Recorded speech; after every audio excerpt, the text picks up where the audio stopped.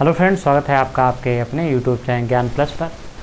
भारत का भूगोल में हम एक पार्ट और लेकर आप सभी के सामने हाजिर हैं। बहुत ही इम्पोर्टेंट पार्ट है ये। यहाँ से हम बात करेंगे भारत की प्रजातियाँ और जनजातियाँ, रेसेस, और यहाँ पे क्या होगा, ट्राइब्स। इन दोनों में काफ़ी डिफरेंस होता है कि रेसेस क्या होते हैं, ट्राइब्स क्या होते हैं।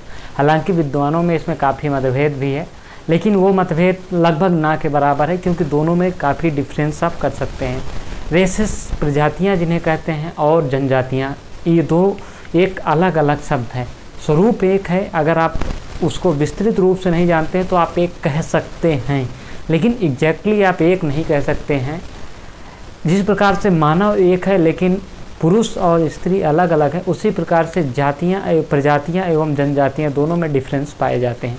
ये किस प्रकार से डिफरेंस पाए जाते हैं आप इसको क्लियर कर सकते हैं। जैसे कि जो प्रजातियाँ होती हैं उनमें क्या होता है कि वो एक मानव वर्ग अलग होता है, जिनकी अलग बनावट होती है। अलग बनावट का मतलब जैसे कि अब आप देख सकते हैं कि भारत के लोग हैं, भारत में आप यूपी, उत्तर प्रदेश, मध्य प्रदेश यानी कि सेंट्रल इंडिया, मध्य भारत की बात करेंगे तो वहाँ के लोग लगभग एक प्रकार से पाए जाते हैं, यानी कि बहुत गोरे नहीं होते हैं। उनकी बनावट एक प्रकार से होती है, चेहरा एक प्रकार से लगभग होता है, मतलब आप एस्टिमेट थोड़ा बहुत, आप काले गोरे में आप नहीं कर सकते, लेकिन कर सकते हैं कि आप उनके चेहरे की बनावट, नाक की बनावट, मुंह की बनावट, कान की बनावट लगभग एक जैसी होती है। अब कोई गोरा अपने माता पिता से अधिक हो जाता है, माता पिता के जीन से, या कोई काला हो जाता है, वो अलग चीज़ होती है। लेकिन जो सिर की बनावट होती है, नाक की बनावट होती है, मुंह की बनावट होती है, और त्वचा का जो रंग होता है, ये सब प्रजातियों को विभाजित करने के लिए, यानी कि जो प्रजाति होती है उनको विभाजित करने का एक ये। अब यही आप इंडिया की बात कर लिए तो इंडिया में या पूर्वोत्तर भारत में जब चलेंगे जाएंगे, नॉर्थ ईस्ट में खासकर अरुणाचल प्रदेश, मिजोरम में चले जाएंगे तो यहाँ पे जो नागालैंड में चले जाएंगे तो यहाँ की जो प्रजाति होगी वो आपको अलग देखने को मिलेगी। प्रजाति अलग देखने का क्या मतलब है, आप यहाँ से आप समझ पाएंगे चीज़ों को कि प्रजाति, वहाँ के लोग क्या होते हैं कि गोरे होते हैं, थोड़ा नाटे कट के होते हैं। जिस प्रकार से चाइना के आप देखोगे, चाइना, जापान, तो ये सारी अलग अलग प्रजाति। इसी प्रकार से आप अफ्रीका महाद्वीप के लोगों को देखते होंगे, काले जो होते हैं, फेस यानी कि ब्लैक, उनकी फेस की बात नहीं करते हैं हम, स्पेशली जो त्वचा होती है उसकी बात करते हैं हम। आदमी की बात, काले गोरे में कोई भेद नहीं, हर दिल से हमारा नाता है, लेकिन जो त्वचा का रंग होता है वो ब्लैक होता है। इसके अलावा क्या करते हैं, उनके चेहरे की बनावट देख लीजिए, उनका चेहरा क्या होता है, थोड़ा लंबा टाइप का आपको देखने। आप क्रिस गेल को देख लीजिए, जो वेस्ट इंडीज़ के जितने खिलाड़ी हैं उनको आप देख सकते हैं, लंबे चौड़े कद के होते हैं, और क्या होता है कि उनके त्वचा का रंग जो ब्लैक होता है।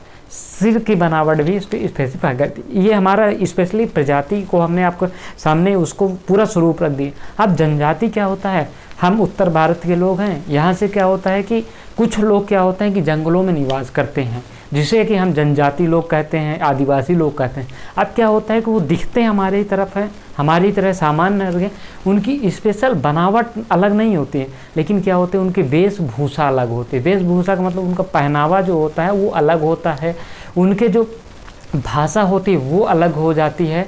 उसके अलावा क्या होता है कि उनके जो विभिन्न धार्मिक अनुष्ठान है, यानी कि धार्मिक कार्यक्रम जो होते हैं वो अपने अलग तरीके से करते हैं, और उनको बहुत जो विकास है वो बहुत पसंद नहीं है, वो अपने तरीके की लाइफ जीना पसंद करते हैं। तो इनमें क्या होता है कि आर्थिक दृष्टि से पिछड़े होते हैं, तो ये क्या हो जाता है, ये दोनों में बेसिक डिफरेंस होता है। आप निर्जाति और जनजातियों में, यानी कि प्रजाति और जनजाति में, तो ये बेसिक डिफरेंस हमने आपको बता दिया है। अब इसको आप समझ सकते हैं चीज़ों को। हम बोर्ड पे नहीं लिखने जा रहे हैं, क्योंकि ये चीज़ें आपको सिंपल सा, अगर आप नोट करना चाहते हैं तो वीडियो को आप फिर से चला के प्ले करके आप क्या कर सकते हैं, उसको देख सकते हैं, समझ सकते हैं चीज़ों को, क्योंकि एग्जाम्पल के माध्यम से हमने समझाने की कोशिश की, जो कि किसी भी किताब में नहीं, परिभाषा में नहीं देखेंगे, लेकिन आप समझ जाएंगे, आँख मूंद के उसमें दोनों में डिफरेंस कर सकते हैं। तो अब हम भारत की प्रजातियों की बात करते हैं। भारत की प्रजातियों की बात करते हैं तो अब हम बात करेंगे रेसेस की। इसे अंग्रेजी में रेसेस कहते हैं, यानी कि प्रजातियाँ, या प्रजाति आप इसे कह सकते हैं।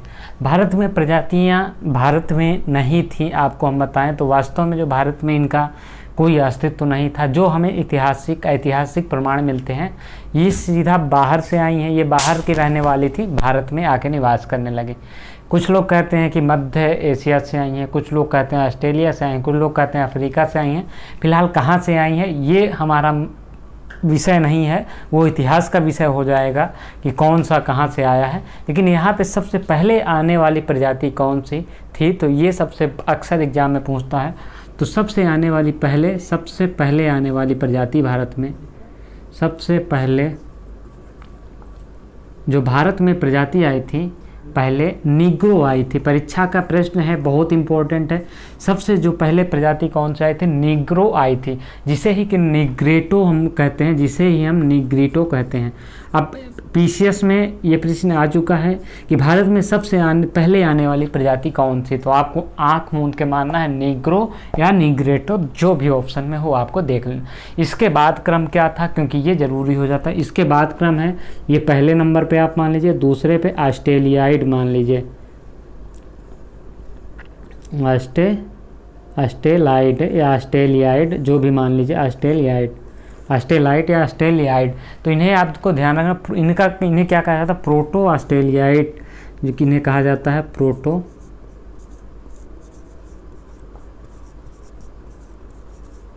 ऑस्ट्रेलियाई। तो ये आप इन्हें, ये दूसरा क्रम था इनका प्रजातियों को आने का। इसके अलावा जब आप आगे बढ़ेंगे तो भूमध्य सागरीय प्रजातियां आई थी, भूमध्य सागरीय प्रजातियां आई थी। ये क्रम याद रख लीजिएगा, कभी कभी ये क्रम दे देता है। तो ये हमारी जो 3 प्रजातियां थे जिनको आने का क्रम परीक्षा में पूछता है। सबसे अंत में अब पूछ लेता है, तो सबसे अंत में कौन सी आई थी, ये चौथा नहीं है, ये 6वां क्रम है। यहाँ पे बीच में, जो कि इनके बीच में काफ़ी विवाद है, कुछ और प्रजातियाँ हैं। तो अंत में जो भारत में प्रजातियाँ आई थी कौन सी थी, नार्डिक प्रजाति थी, नार्डिक प्रजाति थी जो अंत में आई, नार्डिक प्रजाति। अब यहाँ से ये प्रश्न सबसे ज़्यादा बनता है, पहले कौन सी आई, तो नीग्रो थी। ये भी ना से है, तो याद रखिए कन्फ्यूजन ना हो। तो नार्डिक प्रजाति अंत में आई थी भारत में। यहाँ पे चीज़ों को आपको क्लियर रखना है अंत में। तो यहाँ से ये आपके हो गई जो प्रजातियाँ थे, इनका आने का क्रम हो गया। अब हम उनको एक एक को देख लेंगे, विस्तार से देख लेते हैं, क्योंकि यहाँ से प्रश्न बनने की संभावना काफ़ी रहती है प्रत्येक एग्जाम में। तो सबसे पहले हम शुरुआत करते हैं नीग्रो से।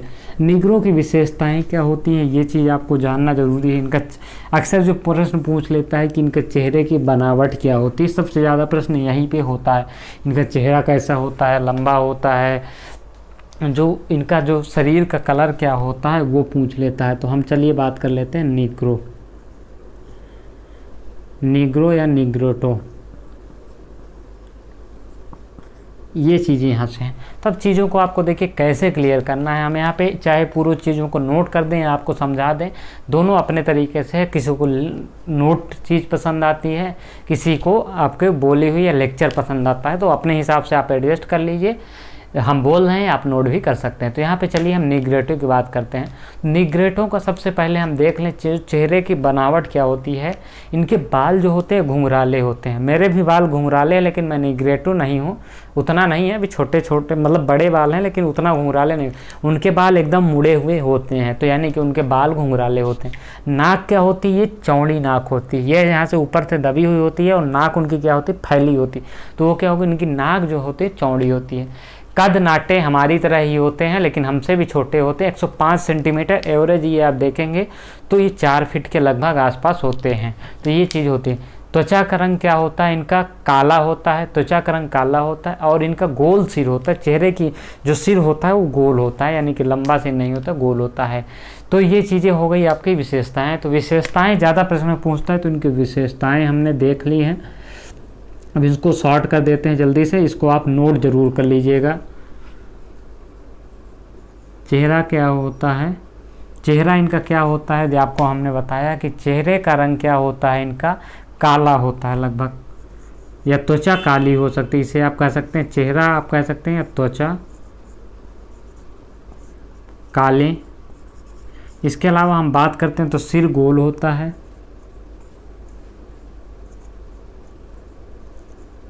सिर गोल, नाक चपटी, ऊंचाई यानी कि हाइट की बात करते हैं, हाइट इनकी 105 सेंटीमीटर एवरेज होती है। यानी कि 3 से 4 फीट इनका एवरेज होता है। ये चीज़ आपको यहाँ से क्या करना होगा, ध्यान देना होगा। बाल घुंघराले होते हैं,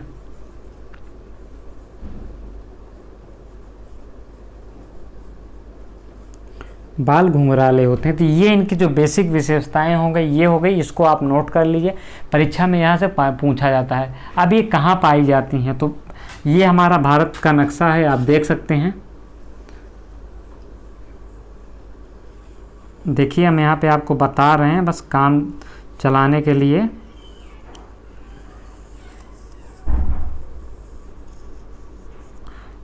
ये मान लीजिए कि भारत का नक्शा है, ये हमारा अंडमान निकोबार द्वीप समूह है। तो यहाँ पे क्या हो जाती है, निग्रो जनजातियाँ पाई जाती हैं। ये अंडमान में, तो अंडमान क्षेत्र में पाई जाती हैं। अंडमान में निग्रो प्रकार की जनजातियाँ पाई जाती हैं। इसके अलावा अगर हम बात करते हैं तो कुछ जनजातियों की बात करेंगे, विशेष प्रकार से नहीं। जनजाति के अलावा कुछ एमपी में पाई जाती हैं, मध्य प्रदेश में, कुछ कर्नाटक में पाई जाती, कुछ की मात्रा बात कर रहे हैं हम कर्नाटक में। उसके अलावा अगर हम बात करें थोड़ा बहुत छत्तीसगढ़ में और तमिलनाडु में आपको देखने को मिल जाएगी। तो तमिलनाडु का ये जो भाग है यहाँ पे भी पाई जाती हैं, और कुछ छत्तीसगढ़ में, यानी कि एमपी से सटा हुआ छत्तीसगढ़ है, तो यहाँ पे ये जनजातियाँ पाई जाती हैं। तो ये चीज़ें आपने देख ली हैं, अब इनकी विशेषताएं हमारी हो गई। अब हम प्रोटो ऑस्ट्रेलियाइड की बात करते हैं।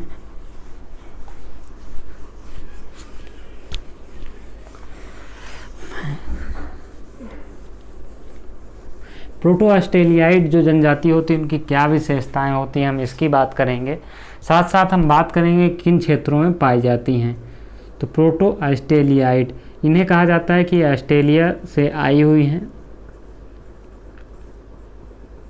प्रोटो ऑस्ट्रेलियाइड आप इन्हें मान लीजिए। अब इनकी विशेषताएं क्या होती हैं, कैरेक्टरिस्टिक जो होती हैं इनकी क्या होती हैं, तो इनको क्या कहा जाता है कि इनकी जो बाल होते हैं वो लहरदार होते हैं। बड़ी हीरोइनों के बाल देखते हैं लहरदार होते हैं, लहराते रहते हैं, तो इनकी बाल क्या होते हैं, लहरदार होते हैं। उसी प्रकार से लहराते रहते हैं, जो तेल के प्रचार आते हैं तो उसको वही चीज़, लहराते नहीं, यहाँ पे हमने लहरदार। बाल इनके क्या होते हैं, स्पेसिफिकली जो होते हैं लहरदार होते हैं। इनकी जो नाक होती है चपटी हुई होती है, नाक चपटी। जब नाक चपटी होगी तो नीचे जो होगी वो फैली हुई होगी। तो ये आपको चीज़ ध्यान देना है, जब नाक चपटी अगर आपको जहाँ पे मिलती है तो ये उनकी विशेषताएं होती हैं, नीचे दबी होंगी। अब क्या होगा, तो ये चीज़ आपको यहाँ पे ध्यान। और अन्य इनकी विशेषताएं जो हमने निग्रो बताई थी कि इनका जो चेहरे का रंग होता है वो लगभग ब्लैक होता है, रंग ब्लैक होता है। उसके अलावा बात करते हैं हम, तो ये क्या होते हैं कि रंग ब्लैक होता है, इनके सिर गोल होते हैं। ये जो जितना भी हमने निग्रो में बताया वो सारी चीज़ें यहाँ पे हो जाएंगी। तो इनके कहाँ पे पाए जाते हैं ये चीज़ आपको जानना बहुत ज़रूरी है, क्योंकि यहीं से प्रश्न बनता है। तो मध्य एवं दक्षिण भारत के जंगलों में एवं उत्तर भारत के, तो हमारा भारत का जो इसे ये हमारा मान लीजिए कि अगर आपको भारत का मैप नहीं आता है तो आप इस तरह से कुछ समझने के लिए बना सकते हैं। तो मध्य भारत का यानी कि हमारा ये मिडिल एरिया हो जाएगा, एमपी हो जाएगा, छत्तीसगढ़ हो जाएगा, महाराष्ट्र का कुछ भाग हो जाएगा आपका, उड़ीसा का भाग हो जाएगा कुछ, तो ये हमारा क्या हो जाएगा, तेलंगाना का। तो ये हमारा मध्य इंडिया होगा। मध्य इंडिया में जो भी है सतपुड़ा की पहाड़ी हो गई, नीचे आप जो महाराष्ट्र में है उनकी कुछ पहाड़ियाँ हो गई। तो इसी प्रकार से इन्हीं की पहाड़ियों में कुछ ये जो होते हैं जंगल एरिया में ये पाए जाते हैं। तो ये प्रोटो ऑस्ट्रेलियाइड यहाँ निवास होता है। तो ये प्रोटो ऑस्ट्रेलियाइड के बारे में हमने बात कर ली। इसके बाद जो क्रम हो जाता है वो मंगोलाइड की हो जाती है। तो मंगोलाइड को हम कैसे करेंगे ये भी देख लेते हैं। मंगोलाइड के बारे में आपको बहुत कुछ नहीं जानना है। यहाँ पे मंगोलाइड जो जनजातियाँ होती हैं वो मंगोल क्षेत्रों से आई होंगी, यानी कि अफ्रीका महाद्वीप से। तो मंगोलाइड जनजातियों की अगर हम जनजातियाँ नहीं आप प्रजातियों की अगर हम बात कर लेते हैं यहाँ से, तो ये लद्दाख, सिक्किम एवं पूर्वी जो अरुणाचल प्रदेश है एवं उत्तर पूर्वी राज्यों में पाए जाते हैं। जो कि ये हमारा भारत जो दक्षिण भारत का राज्य है, ये उत्तर पूर्व का ये भाग है जो यहाँ पे पाई जाती हैं। ये अरुणाचल प्रदेश हो गया, ये सिक्किम आपका यहाँ पे हो गया, उसके अलावा नागालैंड हो गया, उसके बाद जो मणिपुर हो गया, मिजोरम हो गया, ये सारी इन क्षेत्रों में यानी कि नॉर्थ ईस्ट में पाई जाती हैं ये। अब इनकी आंखें तिरछी होती हैं, चीज़ों को आपको देखना है। गालों पे जो हड्डियाँ उभरी हुई होती हैं, ये जो होता है इनका काफ़ी ज़्यादा निकली होती हैं। तो ये चीज़ आपको यहाँ पे ध्यान देना ज़रूरी होती है कि आपको कैसे किस प्रकार से यहाँ से समझना है।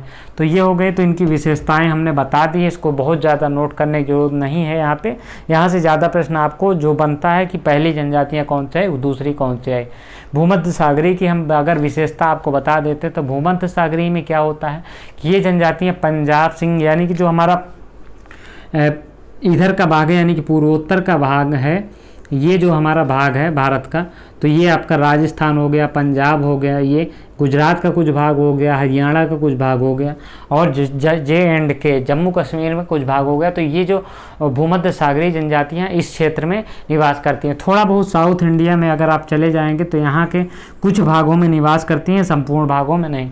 तो ये चीज़ आपको जानना यहाँ से सिंपल सा किन क्षेत्रों में।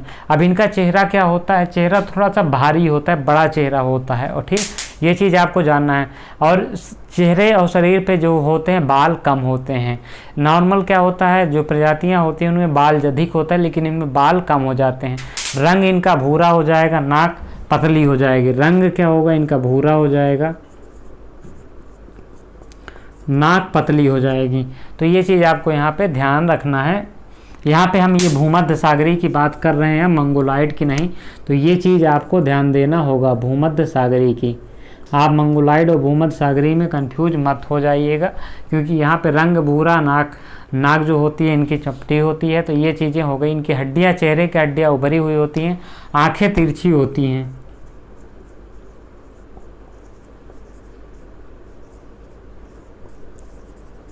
आंखें तिरछी होती हैं। तो ये सारी इनकी विशेषताएं हो गई, आप इसको ध्यान दीजिएगा। आगे हम बढ़ते हैं भूमध्य सागरी के। अगर आगे हम बढ़ेंगे तो आपका कौन सा हो जाएगा, आपका जो यहाँ से इम्पोर्टेंट बच रहा है वो क्या बच जाता है कि एक और होते हैं चौड़े सिर वाले या पास जो लघु शीर्ष वाले होते हैं। इनकी क्या विशेषता होती है, ये सिंधु प्रदेश जो होती है वहाँ पे सिंधु प्रदेश, गुजरात, महाराष्ट्र, आंध्र प्रदेश, तेलंगाना में ये पाए जाते हैं। इनके सिर क्या होता है, सिर जो चौड़ा कद होता है, मध्यम इनका जो हाइट होती है वो मध्यम होती है, यानी कि लगभग छोटे होते हैं लेकिन मध्यम हाइट के कुछ होते हैं। इनका जो होता है चेहरे का रंग गोर होता है, ये गोर रंग इनका गोरा होता है। तो ये हो गई इनकी। अब इसके अलावा नार्डिक की बात करते हैं, जो कि लास्ट में भारत में आई हैं। तो लास्ट में जो है नार्डिक प्रजाति भारत में आई है। तो नार्डिक प्रजातियों की विशेषता आप जान लीजिए, क्योंकि यहाँ से प्रश्न अगर बनता है तो बनने की संभावना ज़्यादा रहती है, क्योंकि नार्डिक प्रजातियों का ही वर्तमान में विकास हुआ है भारत में, क्योंकि ये भारत में सबसे अंत में आई है। तो इस समय सर्वाधिक मात्रा में लगभग भारत में यही जो प्रजातियां हैं वो पाई जाती हैं। इनकी अगर हम बात कर लेते हैं तो ये पंजाब, हरियाणा, राजस्थान में पाई जाती हैं। कहाँ पाई जाती हैं, पंजाब। अब जैसे दो चीज़ें हो गई, हमने पंजाब, हरियाणा, राजस्थान पिछले में भी बताया था। तो इसका मतलब ये नहीं कि पूरे क्षेत्र में, उस राज्य में, पूरे क्षेत्र में एक ही जनजाति निवास करेगी, ऐसा कुछ नहीं है। ये किसी स्पेसिफिक, जैसे कि एक प्रदेश हो गया, जैसे कि अपना यूपी हो गया, काफ़ी बड़ा है, तो यहाँ पे कोई और जनजातियाँ निवास कर सकती, यहाँ पे कोई और, यहाँ पे कोई और, यहाँ पे कोई और। तो ये सारी चीज़ें हो गई। ये जैसे तराई का भाग हो गया तो यहाँ कोई और जनजाति, यहाँ की विशेषता कोई। मध्य का मैदान हो गया, यहाँ पे कुछ और। जब पठारी भाग हो जाता है वहाँ की कुछ और विशेषता हो जाती है। तो ये चीज़ यहाँ से आपको जाननी ज़रूरी है। ये हम अब राजस्थान की बात कर रहे हैं। तो नार्डिक में पंजाब, हरियाणा, राजस्थान, ये सारे जो क्षेत्र होते हैं ये होते हैं। अगर इनकी हम बात करते हैं तो इनका सिर लंबा, नाक, सिर क्या होता है इनका, लंबा होता है।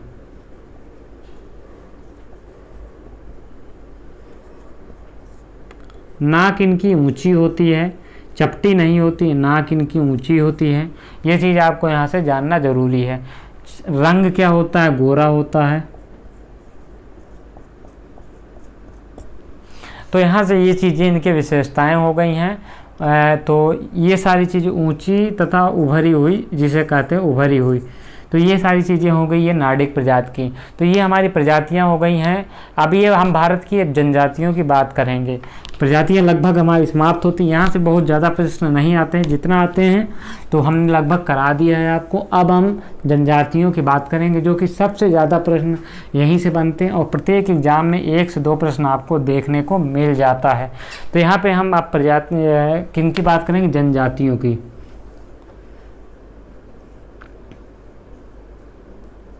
जनजातियों की बात करते हैं तो जनजाति जो ट्राइब्स होते हैं, इनके लिए जनजाति शब्द या आदिवासी शब्द का जो सबसे पहले प्रयोग किसने किया था? ठक्कर बापा ने किया था। ये प्रश्न एग्जाम में पूछ लेता है कि जनजातियों को सबसे पहले आदिवासी किसने कहा था?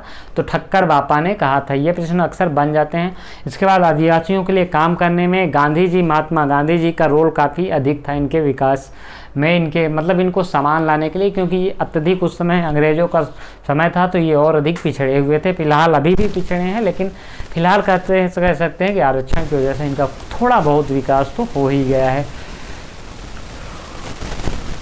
तो यहाँ से चीज़ें आपको, आप जनजातियों की अगर हम बात कर रहे हैं तो इनको हम कह सकते हैं, देखिए जनजातियों को, जो जनजाति है या ट्राइब्स का है, इनको जो किसी जाति को अगर ट्राइब्स में यानी कि जनजातियों में शामिल करने के लिए राष्ट्रपति के पास अधिकार होता है, तो किसी भी जाति को देखती है कि वो पिछड़ी हुई है, उनका विकास नहीं हो पा रहा है, वो शैक्षणिक दृष्टि से, आर्थिक दृष्टि से अगर पिछड़ी हुई है, तो उनको ट्राइब्स में शामिल किया जा सकता है, जनजातियों में। तो भारत में जनजातियों की आबादी विश्व में सर्वाधिक है, यानी कि विश्व में सर्वाधिक मात्रा में जनजाति इंडिया में पाई जाती है। ये चीज़ आप ध्यान लीजिएगा, प्रश्न पूछ सकता है कि भारत सबसे ज़्यादा जनजातियाँ किस विश्व में कहाँ पाई जाती हैं। तो भारत अमेरिका दे देगा, आपका चीन दे देगा और अफ्रीका दे देगा। तो आप क्या करेंगे? तो भारत में सबसे ज़्यादा जनजातियाँ पाई जाती हैं। तो ये चीज़ आपको यहाँ से ध्यान रखनी है, कंठस्थ रखनी है, क्योंकि यहाँ से प्रश्न कभी भी बन सकता है। तो इनके जनजाति में कोई भी जाति को शामिल करने के लिए विशेषताएं क्या होती हैं, क्या उनके पास कैरेक्टर्स होते हैं, यानी कि कैरेक्टरिस्टिक होती हैं, उनको फीचर्स क्या होने चाहिए। तो जो विशेषताएं होती हैं, यानी कि जो शर्त होती है, जनजातियों में शामिल होने की शर्तें क्या होती हैं, ये चीज़ हम बात। तो पहला देख लेते हैं भौगोलिक पिछड़ापन, यानी कि उस क्षेत्र में जहाँ पे ये निवास करते हैं वो पिछड़ा होना चाहिए। अगर विकसित हैं तो निश्चित रूप से कोई भी क्षेत्र कब विकास करता है? जब वहाँ के लोग विकसित या विकास के श्रेणी में होते हैं। तो अगर वहाँ के क्षेत्र पिछड़ा है तो निश्चित रूप से वहाँ के लोग पिछड़े होंगे। भौगोलिक पिछड़ापन हो गया, ठीक है। अब उनकी जो शैक्षिक पिछड़ापन भी होता है, शैक्षणिक पिछड़ापन क्या हो गया? भौगोलिक पिछड़ापन तो होता है, शैक्षणिक पिछड़ापन भी होता है। इनका क्या होता है? विशिष्ट संस्कृति होती है इनकी। क्या होती है? कोई इनकी संस्कृति, यानी कि अपने ये रीति रिवाज अपने तरीके से ही चलाते हैं। तो ये चीज़ आपको ध्यान देंगे, विशिष्ट संस्कृति होती है, यानी कि स्पेसिफिक कल्चर होता है इनका। ये चीज़ आपको यहाँ पे ध्यान रखनी होगी, क्योंकि चीज़ों को यहाँ से क्लियर करना है। तो भौगोलिक पिछड़ापन, शैक्षिक पिछड़ापन हो गया, विशिष्ट संस्कृति हो गई। इसके अलावा अगर आप बात करें संकुचित स्वभाव, इनका स्वभाव जो होता है वो संकुचित होता है। संकुचित स्वभाव होता है, यानी कि ये इनके स्वभाव संकुचित होता है, बहुत खुल के ये नहीं रहना चाहते हैं किसी भी। और आदिम जातियों के कुछ लक्षण होने चाहिए, लक्षण जैसे कि ये अपने जो क्षेत्र में निवास करते हैं, ये एक निश्चित काम करते हैं। तो ये चीज़ें हो जाती हैं इनकी जो विशेषताओं में है, तो यही होता है। तो आदिम जाति के लक्षण हो गए। तो ये इनके जो होते हैं शर्तें होती हैं जो इनमें शामिल करने के लिए किसी भी जाति को, वो जनजातियों में के लक्षण। भारत में सर्वाधिक जनजातियां पाई जाती हैं विश्व में। ठक्कर बापा ने सर्वप्रथम जनजाति शब्द का प्रयोग किया था। ये चीज़ आपको यहाँ पे देखना होगा। अब कुछ द्वीपों की जनजातियाँ, पहले द्वीपों की जनजातियाँ बात कर लेते हैं, उसके बाद हम विस्तृत रूप से भारत की जनजातियाँ, कौन सी सबसे ज़्यादा भारत में जनजाति पाई जाती है, किस क्षेत्र में निवास करते हैं, उनका निवास क्या है, और किन राज्यों में कौन सी जनजातियाँ पाई जाती हैं। ये अक्सर प्रश्न परीक्षा का सवाल है। तो चलिए हम देख लेते हैं कि किन द्वीपों में कौन सी जनजातियां निवास करते हुए।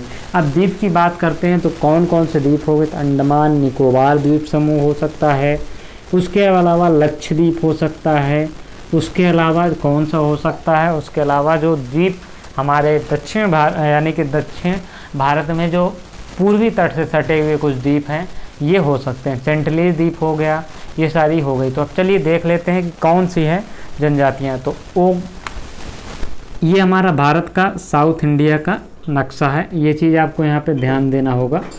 ये साउथ इंडिया है हमारा, यहाँ पे क्या होगा, हमारी अंडमान निकोबार द्वीप समूह हो गई, यहाँ पे कई द्वीप हैं। यहाँ पे हमारी क्या हो गई, लक्षद्वीप हो गई। तो यहाँ पे ये अब अंडमान हो गया, हम लिख देते हैं। लिखना क्या है, अभी यहाँ पे कौन कौन सी जनजाति हैं ये चीज़ आपको समझना यहाँ से ज़रूरी होता है। अब जो जनजातियों को भारत में 3 प्रकार से बांटा गया, किन प्रकार से, उत्तर एवं उत्तर पूर्व, यानी कि भारत के जो इस ऊपरी हिस्से में पाए जाते हैं और इस क्षेत्र में पाए जाते हैं, यानी कि उत्तर और उत्तर पूर्व, ये पहला भाग हो गया, यानी कि ये पहला क्षेत्र हो गया, 3 क्षेत्रों में बांटा जाता है। उसके अलावा मध्यवर्ती क्षेत्र, मध्यवर्ती क्षेत्र ये क्षेत्र आ गया आपका मध्यवर्ती क्षेत्र में, ये 2 नंबर हो गया। इसके अलावा जो तीसरा है ये तो ये आपका कोरल यानी कि जो समुद्र तटीय क्षेत्र है, और जो ये द्वीप समूह है यहाँ पे तीसरे नंबर की जनजाति है। तो ये 3 3 3 ये सारी जनजातियाँ यहाँ पे तीसरे प्रकार की, यानी कि 3 क्षेत्रों में इनको बांटा गया है। तो ओंगे जनजाति एक होती है जिसे कि निग्रोटो में शामिल किया जाता है। निग्रोटो की एक जो जाति हो जाती है वो ओंगे हो जाती है, जो लघु अंडमान में पाई जाती है। तो लघु अंडमान, अंडमान निकोबार द्वीप समूह यहाँ पे है, तो लघु अंडमान यहाँ पे एक छोटा सा है, इसे लघु अंडमान कहते हैं। यहाँ पे ओंगे जनजाति निवास करती है। ओंगे कहाँ निवास करती है, लघु अंडमान में। ये परीक्षा का सवाल आपके सामने आ चुका है, समझना है आपको। तो ये चीज़ है। महा अंडमानीज एक है जो ये भी निग्रोटो प्रजाति की है, ये स्ट्रेट द्वीप में पाई जाती हैं। तो मध्य अंडमान में निवास करने वाली जो होती हैं ये जो जनजाति है ये महा अंडमानीज इन्हें कहते हैं। ये मध्य अंडमान में निग्रोटो प्रजाति की है और स्ट्रेट द्वीप में ये इनका निवास स्थान है। तो ये चीज़ आपको दें। निकोबारी मंगोलाइड जो होती है, निकोबार जो यहाँ पे है, निकोबार द्वीप समूह, ये आपका निकोबार हो गया। निकोबार में क्या हो गया कि ये जो होती हैं ये मंगोलाइड, निकोबारी मंगोलाइड निकोबार द्वीप समूह में पाई जाती हैं। आप यहाँ से लिंक कर। सैम्पेन जो जनजाति होती है ये भी प्रश्न पूछा जाता है, ये ग्रेट निकोबार में पाई जाती है। सैम्पेन जनजाति इस क्षेत्र में पाई जाती हैं। आपको याद रखना है कि सैम्पेन निश्चित रूप से अंडमान निकोबार में पाई जाती है। इतना आप याद रखेंगे तो आप प्रश्न में कर लेंगे। यहाँ से कोई आपको बहुत ध्यान देने वाली चीज़ नहीं है। एक होती है सेंटलीज, सेंटलीज जनजाति, वो भी कहाँ होती है, वो सेंटलीज द्वीप में पाई जाती हैं। तो यहाँ पे ये इनका निवास स्थान है। तो ये सारी चीज़ें जो जनजातियाँ की विशेषताएं हो गई। अब हम देखें कुछ भारत की जो प्रमुख जनजातियाँ हैं कहाँ पे निवास करती हैं, सर्वाधिक जनजातियाँ भारत में कौन सी पाई जाती हैं, इन सब की चीज़ हम अब डिटेल में चर्चा करने जा रहे हैं। तो चलिए देखते हैं भारत की जनजाति। भारत की जनजातियों को पढ़ने से पहले आपको एक स्वरूप देखना होगा भारत में कि भारत की वो जनजातियाँ किस क्षेत्र में है, उसकी हम अभी डिटेल में चर्चा करेंगे। तो जनजातियों में गोंड जनजाति है। गोंड जनजाति भारत में सर्वाधिक पाई जाती है। तो चलिए हम इनकी विशेषता देख लेते हैं, उसके बाद हम मैप के थ्रू सारे जो जनजातियाँ हैं उनको हम कर लेंगे। तो गोंड जनजाति भारत में सर्वाधिक जो जनजाति पाई जाती है वो गोंड पाई जाती है, गोंड प्रकार की। तो चलिए हम देख लेते हैं गोंड की विशेषताएं क्या हैं, किन किन क्षेत्रों में पाई जाती हैं, ये सारी चीज़ें हम देख लेते हैं। तो चलिए हम आपको दिखाते हैं। तो हम देखिए यहाँ पे गोंड जनजाति की बात कर रहे हैं। तो गोंड जनजाति हम आपको पहले ही बता चुके हैं कि भारत में सर्वाधिक जनजाति है। ये 13 राज्यों में सर्वाधिक जनजाति मतलब भारत में सर्वाधिक पाई जाने वाली जनजाति है, सर्वाधिक मात्रा में पाई जाती है। अब इसकी संख्या भी हम बता देते हैं, 76 लाख। भारत में 76 लाख इनकी जो जनसंख्या है। कितने राज्यों में, 13 राज्यों में ये निवास करती हैं, 13 राज्यों में। तो ये हो गई इनकी भाषा, क्या हो गई, भाषा गोंडी हो गई। इनकी भाषा जो हो गई गोंडी। 4 विशेषताएं आपके सामने हैं, सर्वाधिक मात्रा में पाई जाती हैं। जनसंख्या आपकी 76 लाख है। 13 राज्यों में, ये आपको 74 लाख कहीं मिल जाएगी, लेकिन ये पुराना आंकड़ा है, नया आंकड़ा हम दे रहे हैं 76 लाख। 13 राज्यों में निवास करती हैं। भाषा गोंडी है, गोंड है तो गोंडी भाषा है। 13 राज्यों में मुख्य कौन कौन से? छत्तीसगढ़, मध्य प्रदेश, उड़ीसा, आंध्र प्रदेश। मुख्य राज्य की बात कर रहे हैं हम यहाँ पे, छत्तीसगढ़। देखिए छत्तीसगढ़ मध्य प्रदेश से अलग हुआ है, तो ज़्यादातर जो छत्तीसगढ़ की विशेषताएं आपको मध्य प्रदेश में मिल जाएंगी। एमपी, उड़ीसा और एपी, आंध्र प्रदेश, ये चीज़ आपको जानना जरूरी है। तो ये मुख्य राज्य हैं इनके। ये द्रविड़ परिवार की जनजाति है। तो ये किस प्रकार के? द्रविड़ परिवार की। परीक्षा में प्रश्न बन चुका है एक बार, किस परिवार की गोंड जनजाति है? तो द्रविड़ परिवार। यहाँ से प्रश्न अक्सर बनते हैं, ये चीज़ आपको मालूम होना चाहिए। इनके देवता कौन से हैं? बूढ़ा देव, दूल्हा देव। देवता आप अपने जो बूढ़े माँ बाप होते हैं या बूढ़े कोई दादा दादी होते हैं, उनको आप देवता मानते हैं। तो ये बूढ़ा देव, वहीं से आप लिंक कर लीजिए। बूढ़ा देव, जो बूढ़ा आदमी होता है घर का, वो देव होता है। जो दूल्हा होता है, जिसकी शादी होती है, उस दिन वो देवता के समान ही होता है, जिस दिन उसकी शादी रहती। बाद में भले उसको आप दुत्कारिए, आपका नौकर भी रहेगा, तो जिस दिन दूल्हा रहेगा वो राजा रहेगा, सोचिए वो देव रहेगा। तो क्या हो गया? दूल्हा देव या बूढ़ा देव, ये हो गया आपका। तो ये जो होता है, भूत प्रेत में बहुत अधिक विश्वास करते हैं। किसमें? हालांकि आप देखने में पाएंगे जो चीज़ें कि भूत प्रेत में लगभग जितनी जनजातियां हैं, लगभग सभी विश्वास करती हैं।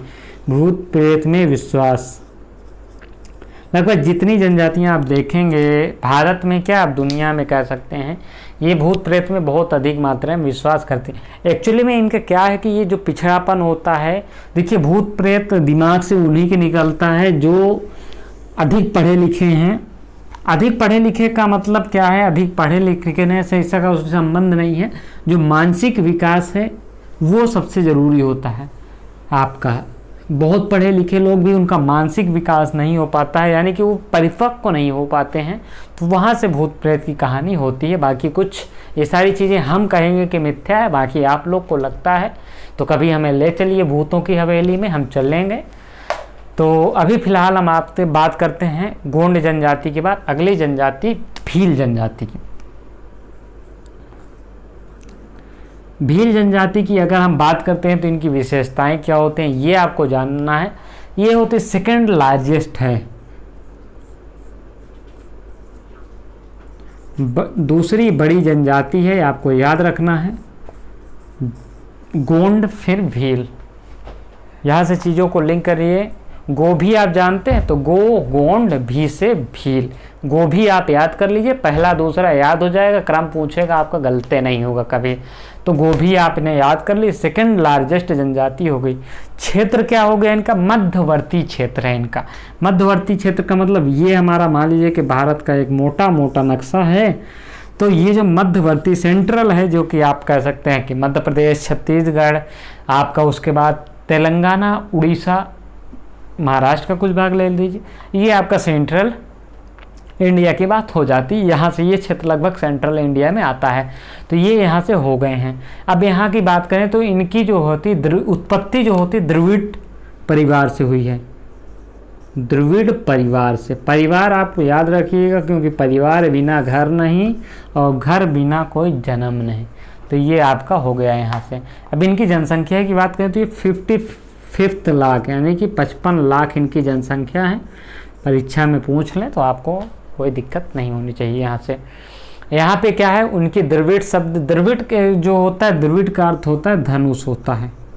यहाँ से इतने ही प्रश्न में परीक्षा में बनते हैं, इससे ज़्यादा नहीं बनते, इसलिए आपको बहुत ज़्यादा टेंशन लेने की आवश्यकता नहीं है। तीसरी जनजाति की ओर बढ़ते हैं। तीसरी की होगी संथाल। संथाल जनजाति अब तीसरी भारत की सबसे बड़ी जनजाति के रूप में हम बात करते हैं, तो संथाल की बात कर लेते हैं।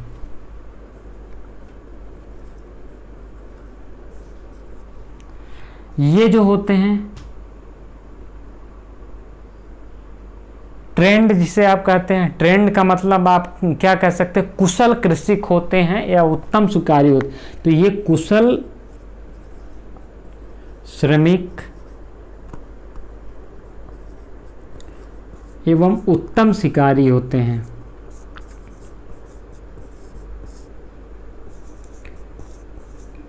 कुशल श्रमिक एवं उत्तम शिकारी होते हैं। ये तीसरी बड़ी जनजाति भारत में है, third largest tribes of India. तो ये तीसरी जनजाति क्या होती है, लार्जेस्ट यानी कि बड़ी जनजाति भारत में है। तो ये चीज़ आपको यहाँ पे याद रखनी है। कहाँ पाई जाती हैं, इनकी जनसंख्या पहले हम बात कर लेते हैं। 20 लाख है इनकी, 20 लाख इनकी जनसंख्या है, 20 लाख जनसंख्या हो गई। इसके अलावा हम बात करते हैं, ये झारखंड, बिहार, वेस्ट बंगाल, असम में निवास करती हैं। ये नाटे कद के होते हैं, नाटे कद इनकी लंबाई नाटे कद के होते हैं। चीज़ों को आपको यहाँ से क्लियर करनी है, नाटे कद के होते हैं। यहाँ से ये हो गई, तो ये आपकी हो गई। आपको अब हम कुछ बता देते हैं, आपको मुजवानी बता देते हैं जो कि प्रश्न में इम्पोर्टेंट है। उसके बाद हम जनजातियों की बात करें, किस राज्य में कौन कौन सी जनजातियाँ निवास करती हैं। तो इसको हम बता देते हैं। मुंडा जनजाति की बात करें तो ये सरहुल इनका प्रमुख त्यौहार है। झारखंड, बिहार, उड़ीसा आदि क्षेत्रों में ये पाई जाती हैं। वनों तथा पर्वतों पे इनका निवास स्थल होता है। तो पशुपालन इनका जो प्रमुख व्यवसाय है आप कह सकते हैं। बोडो असम की एक जनजाति है। ये क्या होती है, असम की एक जनजाति, ये कछारी, गारो, मेंच, डिमला तथा लालुंग आदि जनजातियों से मिलकर बनी होती है। थारू जनजाति जो यूपी, उत्तराखंड, नेपाल, बिहार आदि क्षेत्रों में पाई जाती हैं। ये दीपावली को शोक के रूप में मनाती थी, अब नहीं मनाती, पहले मनाती थी। फिलहाल परीक्षा में पूछ लेता है कि अगर दीपावली को शोक के रूप में कौन सी जनजाति मनाती है तो थारू जनजाति है, आपको मानना है। फिलहाल ये जनजातियों की मीणा एक जनजाति है जो कि राजस्थान की सबसे बड़ी जनजाति है। यहाँ पे क्या होता है कि इनका परिवार जो होता है पितृ सत्तात्मक होते हैं, यानी कि जो पिता के जो सर्वोत्तम सत्ता जो होती है वो पिता के हाथों में होती है या दादा के हाथों में, यानी कि मेल जेंडर में ही होती है ज़्यादातर। राजस्थान की सबसे बड़ी बात है, नाता प्रथा यहाँ पे अभी प्रचलित है यहाँ पे, तो ये चीज़ आपको ध्यान देना है। टोडा एक जनजाति जहाँ पे बहुपति यानी कि इनका जो कन्या वध के वजह से यहाँ पे क्या हो जाएगा कि इनके बहुपतित्व का, यानी कि जब कन्याएं कम हो जाती हैं तो यहाँ पे क्या होता है, हम आपको यहाँ से बता देते हैं। नीलगिरी की पहाड़ियों में पाई जाती है। यहाँ पे कैसे ये जनजातियाँ अपने बहुपतित्व का कैसे है आपको हम बता देते हैं। आप नीलगिरी दक्षिण भारत में चले जाएंगे तो केरल, तमिलनाडु के क्षेत्र में नीलगिरी की पहाड़ियाँ पाई जाती हैं। क्या होता है कि ये परिवार है इनका, किनकी बात कर रहा हूँ मैं, ये चीज़ आप देखें, टोडा जनजाति की हम बात कर रहे हैं। ये परिवार है, माता पिता,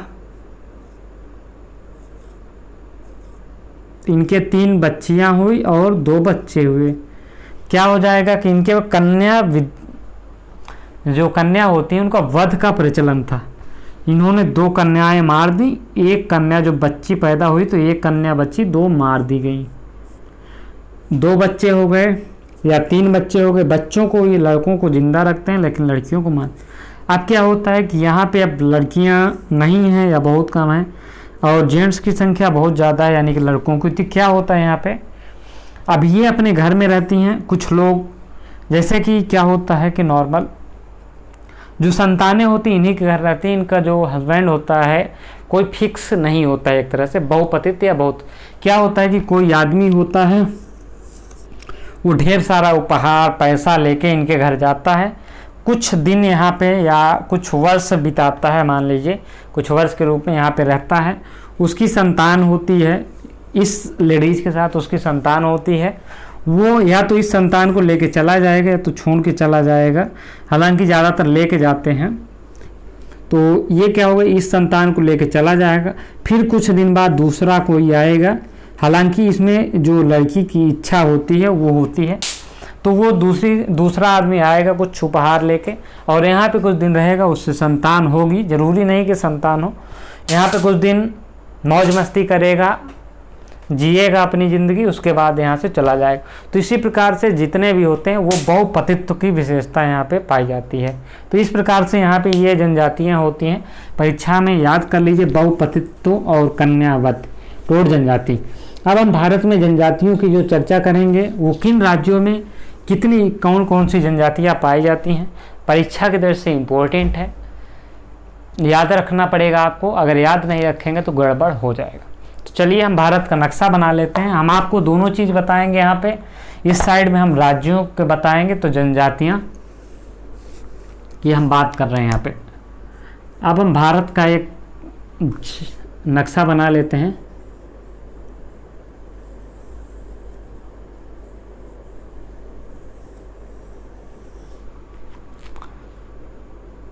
ये हमारा क्या हो गया, भारत का नक्शा हो गया। भारत का नक्शा अभी नहीं हुआ है, अभी तो प्यारा हिंदुस्तान हमारा अधूरा है। फिलहाल इसे अभी हम पूरा करने का सपना लिए हैं, मैप में सपना लिए हैं। भारत को पूरा करने का, पाकिस्तान को भारत में मिलाने का सपना नहीं लिए हैं, मैप पूरा करने की हम बात कर रहे हैं। तो ये हमारा यहाँ से आप ले लीजिए,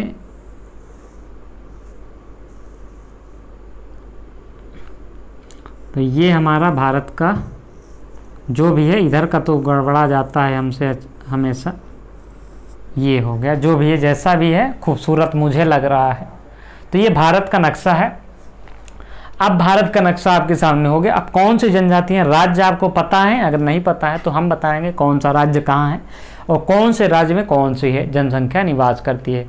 तो चलिए हम शुरुआत करते हैं नागालैंड से। नागालैंड हमारा कहाँ है? ये जो क्षेत्र है हमारा नागालैंड है।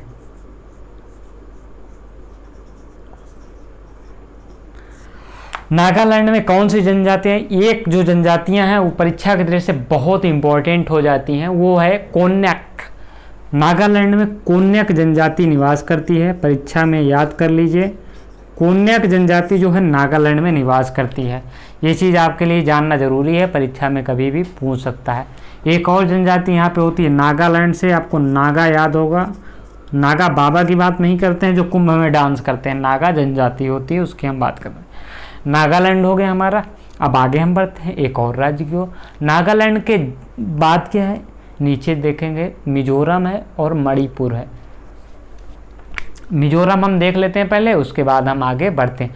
तो मिजोरम, ये हमारा क्षेत्र क्या हो जाएगा, लगभग मिजोरम का हो जाएगा, नीचे तक ये जाता है। और यहाँ पे आपका मिजोरम, मणिपुर, मेघालय, 3 राज्य हैं। तो क्या हो जाएगा, मिजोरम।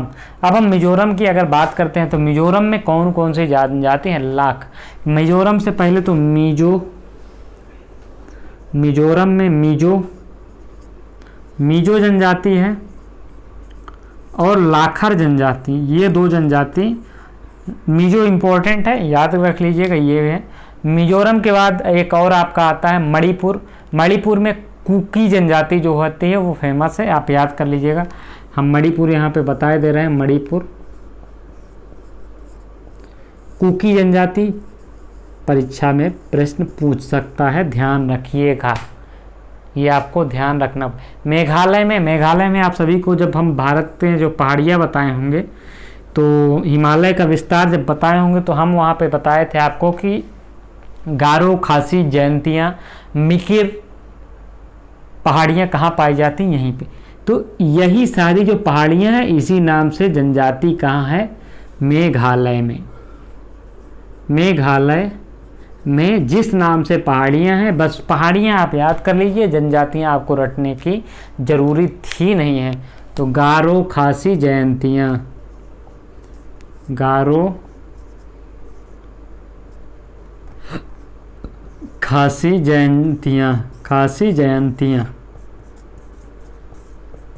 अभी आप धैर्य रखिए थोड़ा सा, हम आपको चीज़ों को यहाँ से करवा रहे हैं, इसका मतलब है कि आपको परीक्षा में आना है यहाँ से प्रश्न। और जनजातियों से प्रश्न तो एग्जाम में निश्चित रहते हैं, 1-2 जनजातियाँ तो यहाँ से पूछ ही लेगा। अब हम चलते हैं अरुणाचल प्रदेश में। तो यहाँ पे भी अबोर, निस्मी, डफला, ये जनजातियाँ कहाँ पाई जाती, आपातामी, ये अरुणाचल प्रदेश में। और यही जनजातियाँ, यहाँ की विशेषता यही होगी कि जहाँ जो जनजातियाँ यहाँ पे पाई जाएंगी, उसी नाम से पहाड़ियाँ भी हैं। ये चीज़ आपको याद रखनी होगी। आप अगर पहाड़ियों का नाम याद है तो आप आँख मूंद के यहाँ पे की जनजातियों को आप कर सकते हैं। तो हम अब बात करते हैं अरुणाचल प्रदेश में। एपी है हमारा। एपी में कौन सी जनजातियां हैं? अबोर, मिसमी, आपातानी, ये जनजातियां यहाँ पे निवास करती हैं। कहाँ? अरुणाचल प्रदेश में। तो ये चीज़ आपको यहाँ पे, डफला भी है एक जनजाति है, डफला भी एग्जाम में पूछ लेता है, डफली वाले डफली बजा, तो यहाँ पे डफला है, डफली नहीं है, ठीक है। अब सिक्किम की बात करते हैं तो सिक्किम में एक जनजाति जो निवास करती है, जो कि परीक्षा की दृष्टि से बहुत अधिक इम्पोर्टेंट है, वो लेप्चा। भोटिया तथा लेप्चा जो दो जनजातियां हैं यहाँ पे सिक्किम, ये हमारा राज्य है जो कि हमारा नेपाल और भूटान से सटा हुआ, चीन से। तो सिक्किम हो गया, सिक्किम में भूटिया तथा लेप्चा, लेप्चा लुच्चा नहीं, लेप्चा तथा भोटिया, ये दो जनजातियां यहाँ पे निवास करती हैं। परीक्षा में आप याद रख लीजिए, सिक्किम में अगली परीक्षा में हो सकता है कि यहाँ से पूछ ले, तो लेप्चा आपको याद रखनी है, लेप्चा भोटिया सिक्किम में पाई जाती हैं। नॉर्थ ईस्ट से लगभग हमारा काम खत्म हो रहा है, अभी सिक्किम यहाँ पे एक और बचा है, सिक्किम हो गया हमारा, असम बचा है, असम हो चुका है हमारा, ज़्यादातर क्या हो चुका है हमारे जो इधर के क्षेत्र हो गए। अब हम वेस्ट बंगाल की ओर बढ़ेंगे। वेस्ट बंगाल हमारा कौन सा एरिया है? ये जो हमारा है कुछ ऐसे जाता है, तो ये हमारा वेस्ट बंगाल हो जाएगा। वेस्ट बंगाल में कौन सी जनजातियां हैं ये आपको परीक्षा में पूछ ले, तो संथाल, लोधा, उरांव, भूमजी। संथाल, लोधा, उरांव, उरांव, लोधा, ये दो याद कर लीजिएगा। संथाल ज़्यादातर कहाँ पे? संथाल आपकी ज़्यादातर बिहार से कौन सा राज्य अलग हुआ था? झारखंड। झारखंड का ये प्रश्न का सवाल है। संथाल अगर पूछेगा तो आपको झारखंड मानना है, ना कि वेस्ट बंगाल। हालांकि वेस्ट बंगाल में निवास करती है, वो अपने विषय है, लेकिन यहाँ पे परीक्षा की दृष्टि से जो विषय है वो आपका झारखंड हो जाएगा। तो ये इतना यहाँ पे उरांव, लोधा, उरांव, भूमजी एक और है जो कि इम्पोर्टेंट हो सकती है, ये है भूमजी। ये तीन जनजातियाँ यहाँ पे निवास करती हैं। वेस्ट बंगाल हो गया, इसके बगल में अगर आप चलेंगे तो बिहार और आपका झारखंड जिसकी हम बात कर रहे हैं, तो झारखंड में संथाल हो मुंडा, संथाल हो मुंडा। आपने चक दे इंडिया देखी होगी, उसमें जो दो लड़कियां झारखंड से जाती हैं उन्हें हो करती हैं, तो वो समझ नहीं पाता है, जो वहाँ का जो इंट्रोड्यूसर रहता है वो समझ नहीं पाता है। तो ये हमारा झारखंड हो जाएगा।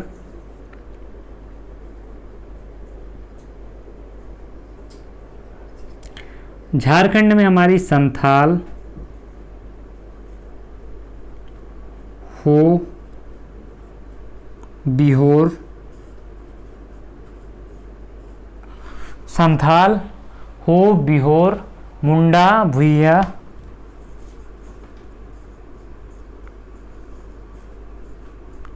ये सारी जनजातियां हमारी झारखंड में निवास करती हैं।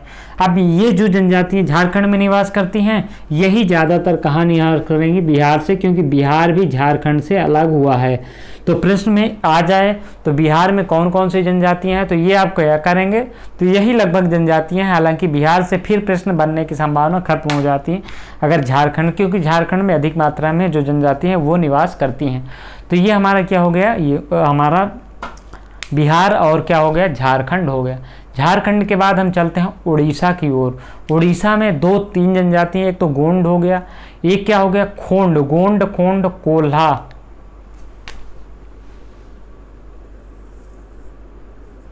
उड़ीसा काफ़ी होच पोच होता जा रहा है यहाँ पे, तो इसको हम थोड़ा सा भी आप क्लियर करेंगे, क्योंकि ये हम कर लेते हैं, इसके बाद हम आपको लिए क्लियर करें। तो खोंड, गोंड,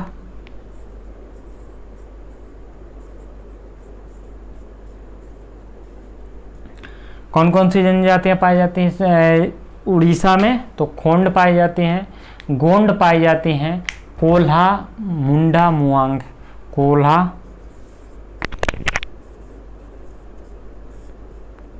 मुआंग। तो ये सारी जनजातियाँ, हालांकि यहाँ पे आप बात करेंगे तो झारखंड की भी कुछ जनजातियाँ जैसे कि मुंडा भुइया भी निवास करती हैं, लेकिन यहाँ से एग्जाम की दृष्टि से अगर पूछेगा तो खोंड, गोंड, कोल्हा और मुआंग यही जनजातियाँ यहाँ से बनेंगी। तो ये हमारा क्या हो गया, हमारा बात हो गई उड़ीसा की।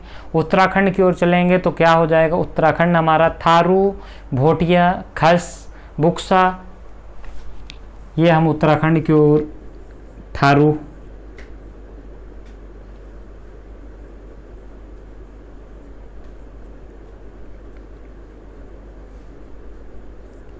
बुक्सा, कौन सी जनजातियां हो गई, थारू हो गई हैं, बुक्सा हो गई हैं, भोटिया, खस,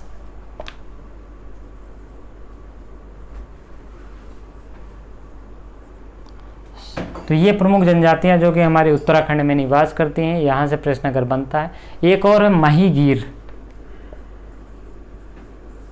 महीगीर प्रश्न में पूछ ले तो ये उत्तराखंड में निवास करती हैं।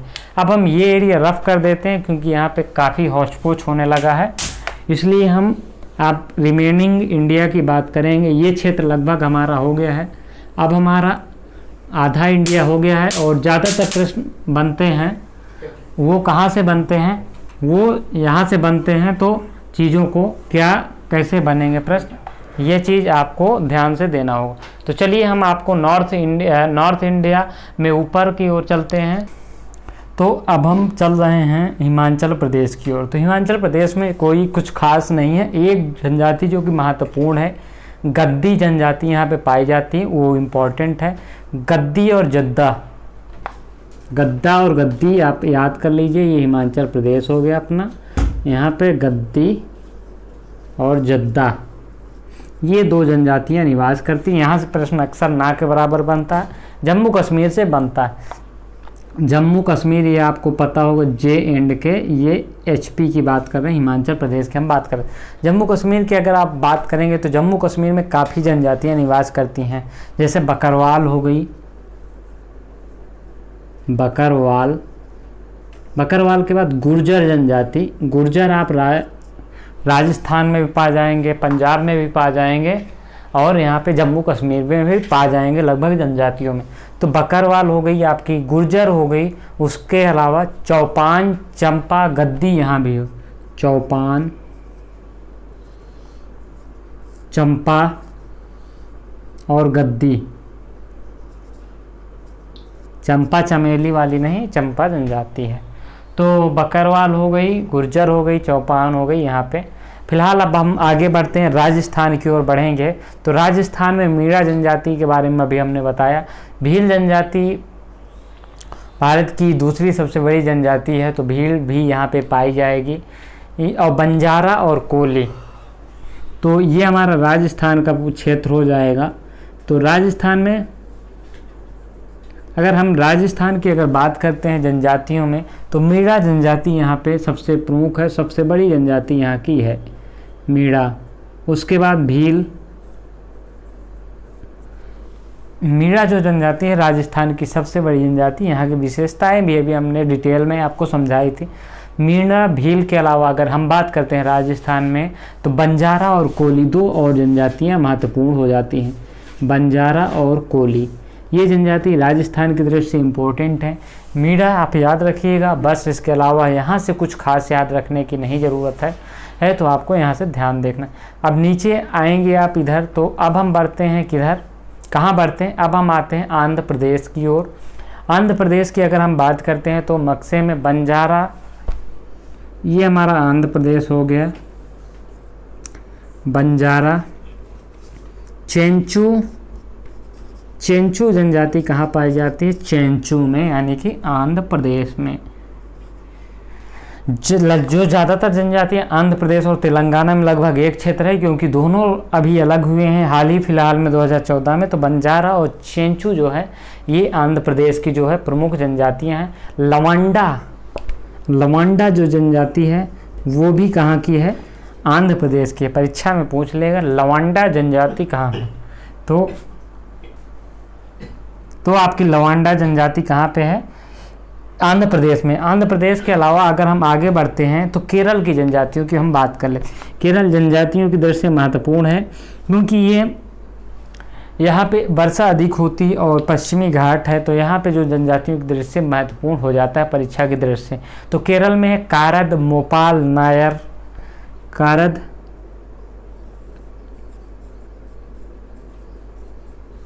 मोपाल, नायर,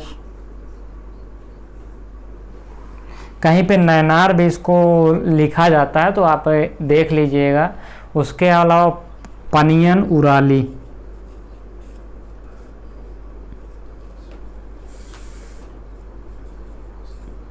तो ये हमारा केरल हो गया, बंजारा, चेंचुला, वांडा, ये हमारे क्षेत्र हो गए हैं। अब कर्नाटक की बात करते हैं तो यहाँ पे भारतीय जो जनजाति है इम्पोर्टेंट है, यहाँ से याद कर लीजिए कि एक कर्नाटक का क्षेत्र है। भारतीय जनजाति यहाँ से इम्पोर्टेंट है, एकमात्र जनजाति महत्वपूर्ण है, बाकी है यहाँ पे कई लेकिन यहाँ पे इम्पोर्टेंट नहीं है, तो ये आपको याद रखना है। अब दमन दीव की बात कर लेते हैं। दमन दीव दादर नगर हवेली में, यहाँ पे कोकना, वर्ली, अब दमन दीव एवं दादर नगर हवेली दोनों एक हो गया है। ये एक केंद्र शासित प्रदेश अभी हाल ही फिलहाल में 26 जनवरी 2020 को कर दिया गया है। तो यहाँ से आपकी कोकना, वर्ली,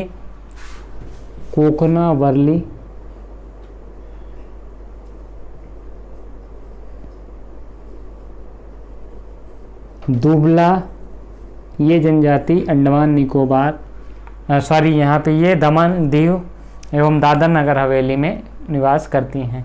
कर्नाटक की हमने बात कर ली है। अब हम गुजरात की ओर देखते हैं। भील, बंजारा, कोली, ये सारी जनजाति जो यहाँ पे भील, बंजारा, कोली, ये जनजातियाँ यहाँ भी पाई जाती हैं। राजस्थान में जो वही लगभग गुजरात में पाई जाती हैं। कोई विशेष अंतर राजस्थान गुजरात की जनजातियों की दृष्टि से आप नहीं देखेंगे। तो ये यहाँ पे हो गए। डफला भी यहाँ पे कभी थोड़ा बहुत निवास करती हैं।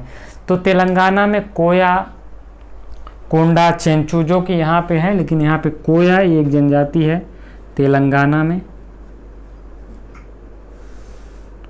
कोया जनजाति है। यहाँ पे प्रश्न पूछ लेगा तो आपको याद रखने की ज़रूरत पड़ सकती है, पढ़ क्या सकती है, आपको पड़ेगी। एमपी की बात करते हैं तो भीम, भील, गोंड, ये सारी नॉर्मल जो जनजातियाँ हैं ये यहाँ पे पाई जाती हैं। जो छत्तीसगढ़ में हमने आपको, छत्तीसगढ़ में अभी हमने नहीं बताई, छत्तीसगढ़ में गोंड को हमने बताया तो भील, गोंड हो गया। ये उसके अलावा अगरिया, मुड़िया, बैगा, यहाँ पे हम बात करें छत्तीसगढ़ की, अगरिया, मुंडा, बैगा, ये सारी जनजातियाँ आपको मध्य प्रदेश तक देखने को मिल जाएंगी क्योंकि छत्तीसगढ़ हमारा मध्य प्रदेश का एक हिस्सा रह चुका है। तो छत्तीसगढ़ में एक ये सहरिया जनजाति भी यहाँ पे निवास करती है। तो ये चीज़ें आप यहाँ से देख सकते हैं कि ये हमारी जो जनजातियाँ हैं यहाँ से जो महत्वपूर्ण जो प्रश्न बनने के जो चांसेस हैं यहाँ से। महाराष्ट्र में बरली, बंजारा, महाराष्ट्र, वर्ली,